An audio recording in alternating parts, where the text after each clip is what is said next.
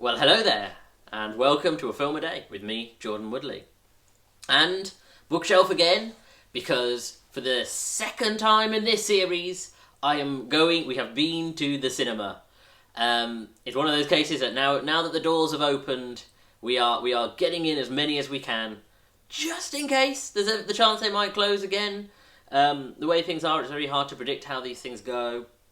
But also because we are loving the fact we can go back to the theatre. We can sit in and watch films as they are intended. And again, it's wonderful to go back to the true cinema experience. And it seems appropriate and quite a nice conclusion to be able to finally have seen the BAFTA and Oscar-winning film The Father. You know, this is the last of my awards coverage films.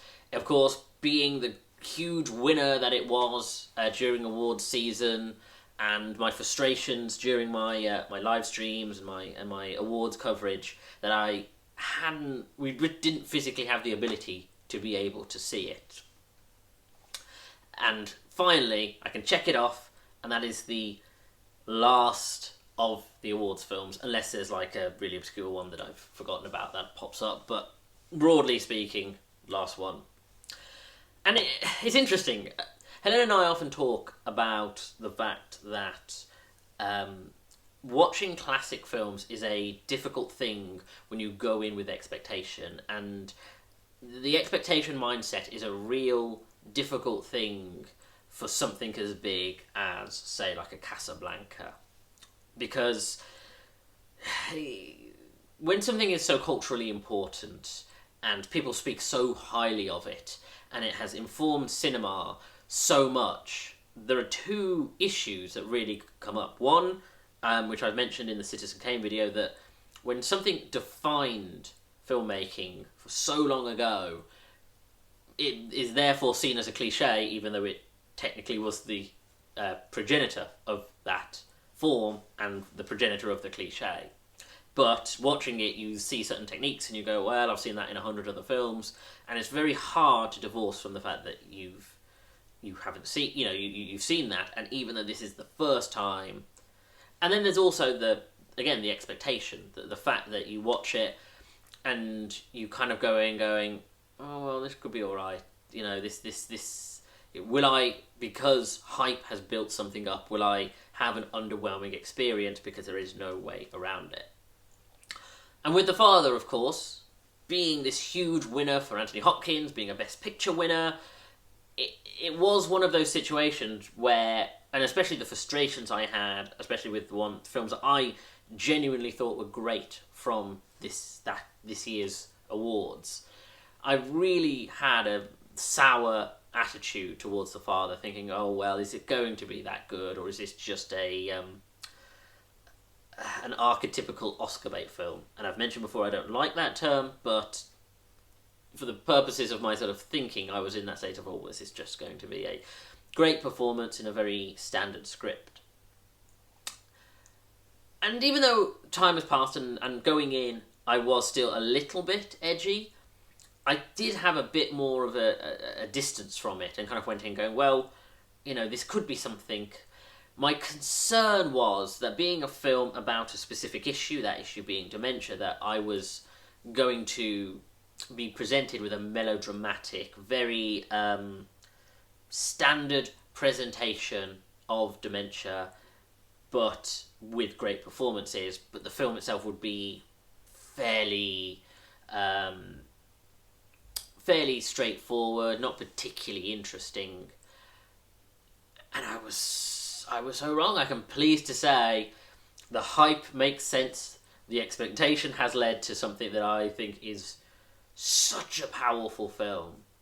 I don't know how I feel around the awards stuff. It's hard to say. Enough time has passed that it almost becomes irrelevant. But standing on its own, this is genuinely a heartbreaking and ground-shaking kind of film where you just... It uses disorientation in a way that as an audience member keeps you on your toes and constantly shifts your understanding of what kind of film you're watching. So this is directed by Florian Zeller, and it follows Anthony Hopkins, who plays a man named Anthony, who is in his 80s. He's looked after by his daughter, played by Olivia Colman, and he is in increasingly more severe stages of dementia. I don't think they specifically say it's Alzheimer's. I don't think they ever elaborate on what kind of dementia, but he is someone whose mind is deteriorating at an accelerated rate across the film. And there is something about it. Years ago, when I was sort of at that point where I was transitioning from someone who loved film to someone who wanted to be more critical and analytical about film during my undergrad, and when I was doing the film show, and when I was writing articles, one of the films that really affected me, and it is definitely up there as a film that really shifted my perception of what filmmaking can do. And it's not a big film, but just where I was in my life at the time, was the Julianne Moore film Still Alice. And it is a very powerful and heart-rending depiction of premature Alzheimer's, and a brilliant, sharp, witty person who's a professor and a lecturer. You watch, and she's again in the prime of her life, and you watch her decline at an accelerated rate. And I left the cinema experience genuinely quite upset by the film, and that was a great thing, because I'd rather, leaving a film with such a powerful emotion overwhelming you, despite the fact that I left deeply, deeply upset from watching it. I think it's really important and defining in terms of what can be done.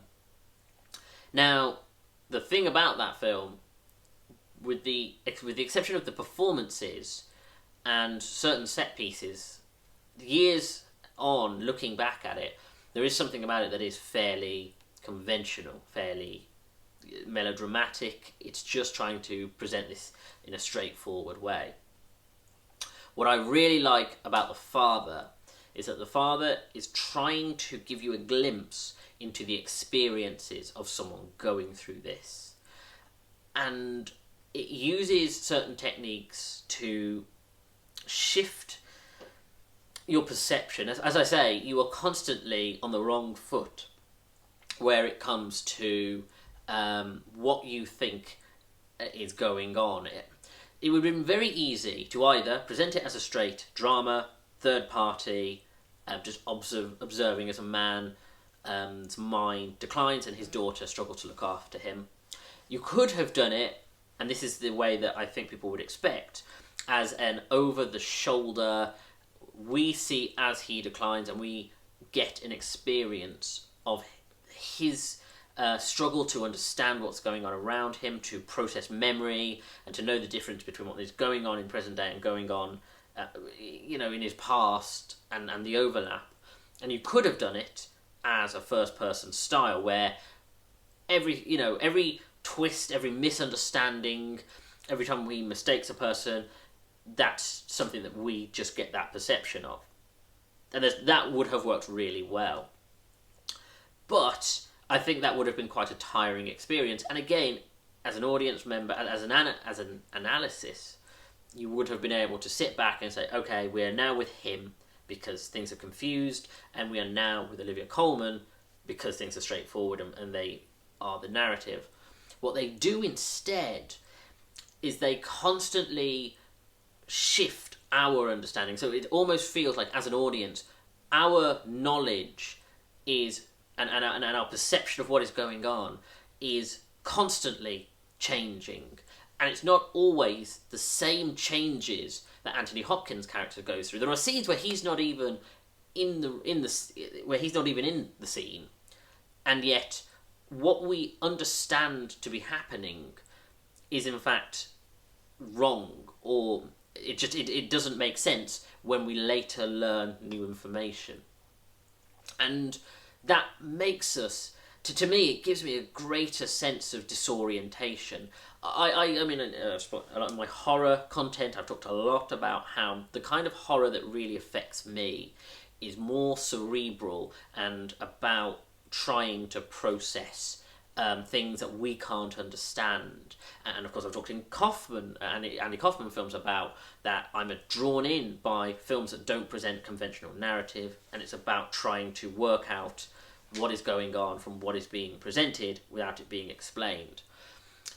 And again, I've talked endlessly about David Lynch, and I would like to cover a film of his sooner rather than later on this channel, because again, I think that really appeals to me, because humans want to do pattern recognition. We want to piece things together, and those kinds of films, whether it be a horror that doesn't explain itself, or a Kaufman film, or a Lynch film, is about the idea of interpretation and being presented things that don't always make sense, aren't always in sequence, but as an audience member you can extrapolate meaning from mise en scène, from interaction, from isolated scenes, and you build your understanding from that.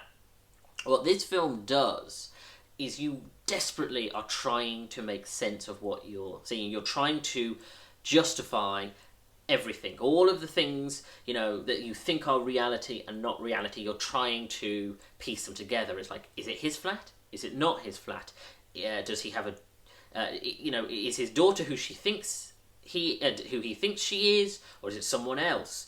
Is she married? Is she not married? Is she moving to Paris? Is she not moving to Paris? Does he have a second daughter? Maybe, maybe not.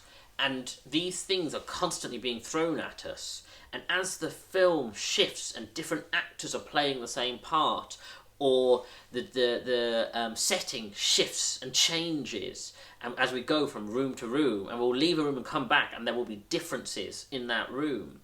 And as certain things are recontextualized, you want to put them together and go, well, what I think in reality is happening is this and this and this, and these are the answers. And some of them you might be able to work out. But like with Anthony Hopkins' character, it's the fact that we can't. And as things deteriorate more and more, you realise there is no pattern. There is no meaning. This is this is us going through the experience of someone who is desperately trying to make sense of things that increasingly don't make sense to them anymore. And I think that is such a remarkable thing to do in filmmaking. This is based on Florian Zeller's stage play, which he wrote and directed.